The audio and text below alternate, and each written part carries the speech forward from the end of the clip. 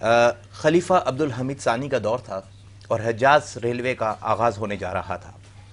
ترکی سے لے کے مدینہ منورہ تک ریلوے ٹریک بچھا دیا گیا تھا اور مدینہ منورہ میں ترکی ریلوے اسٹیشن مدینہ کے نام سے ریلوے اسٹیشن قائم ہو چکا تھا۔ کوئلے کا ایک ریلوے انجن بالکل تیار کھڑا تھا اور خلیفہ عبدالحمید ثانی کو افتتاح کے لیے آنا تھا۔ خلیفہ عبدالحمید ثانی افتتاح کے لیے پہنچے، افتتاح کیا اور فوری طور پر ریل کے انجن کو سٹارٹ کیا گیا۔ جب خلیفہ عبدالحمید ثانی نے ریل کے انجن کا شور سنا تو حواس باختہ ہو گئے اور زمین سے مٹی اٹھا کے اس ریلوے انجن کے اوپر پھینکنا شروع کر دی اور کہا کہ میرے سرکار کے شہر میں اتنا شور، بند کیا جائے اس کو۔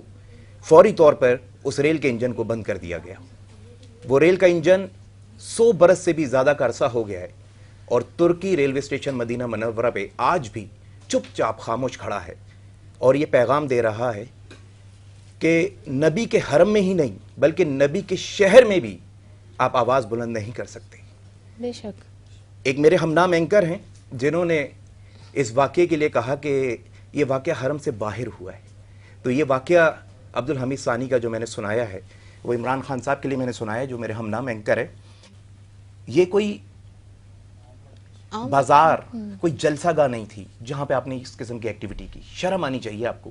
آپ مسجد نبوی شریف میں جب پہنچے ہیں تو آپ کن کن مراحل سے گزر کے پہنچے ہیں، ذرا یہ یاد کیجئے گا کہ آپ سب سے پہلے گئے مکہ معظمہ جہاں پہ آپ نے خانہ خدا کا طواف کیا، اس کے بعد آپ نے صفا مروہ کی سعی بھی کی، آپ نے حجر اسود کے بوسے بھی لیے ہوں گے اور اس کے بعد آپ رحمت للعالمین کے شہر پہنچے ہیں اور آپ نے نبی کے شہر میں وہ نبی کے شہر کا تقدس پامال کیا ہے کہ آپ نے اپنے عمرے کو غارت کر دیا۔ آپ سوچیں کہ آپ نے کیا حرکت کی ہے۔ ایک سیاسی وابستگی کی وجہ سے آپ کو یہ دھیان بھی نہیں رہا کہ آپ کس کے شہر میں موجود ہیں۔ میں یاد دلاتا چلوں کہ کچھ عرصہ قبل قائد اعظم محمد علی جناح کے مزار پہ بھی ایسا ہی ایک واقعہ پیش آیا تھا۔ آپ کو یاد ہوگا کیپٹن صفدر صاحب کا وہ واقعہ جس کو پاکستان تحریک انصاف نے بڑا اچھالا تھا اور کہا تھا کہ جی قائد اعظم محمد علی جناح کے مزار کا تقدس پامال کر دیا گیا ہے۔ آج قائد اعظم محمد علی جناح کی بات نہیں ہے، آج قائد اعظم سے بھی بڑے قائد امام الموحدین کی بات ہے، آج سرکار انبیاء کی بات ہے، آج شافی محشر کی بات ہے، آج ساقی کوثر کی بات ہے، آج محمد مصطفیٰ احمد مجتبیٰ صلی اللہ علیہ وآلہ وسلم کی بارگاہ کی بات ہے کہ آپ نے اس کا تقدس پامال کیا ہے۔ اس کی جتنی مذمت کی جائے کم ہے اور سعودی حکومت اقدامات کر رہی ہے اور بالکل درست اقدامات کر رہی ہے۔ جو لوگ اس کام میں ملوث تھے ان پہ بھاری جرمانے بھی ہونے چاہیے اور تا حیات پابندی ہونی چاہیے کہ وہ کبھی دوبارہ روضہ رسول کی طرف رخ نہ کر سکیں۔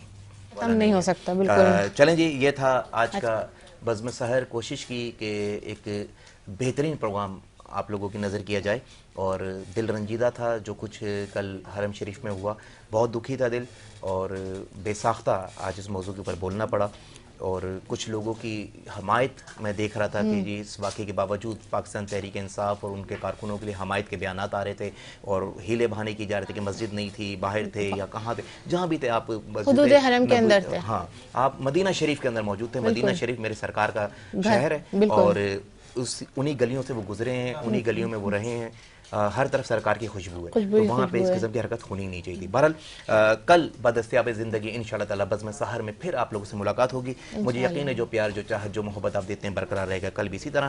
کل تک کے لیے آپ سے اجازت چاہتے ہیں اس امید پہ کہ مجھے بھولنے کی کوشش کریں گے مگر اس یقین کے ساتھ کہ مجھے بھول نہ پائیں گے۔ اللہ حافظ۔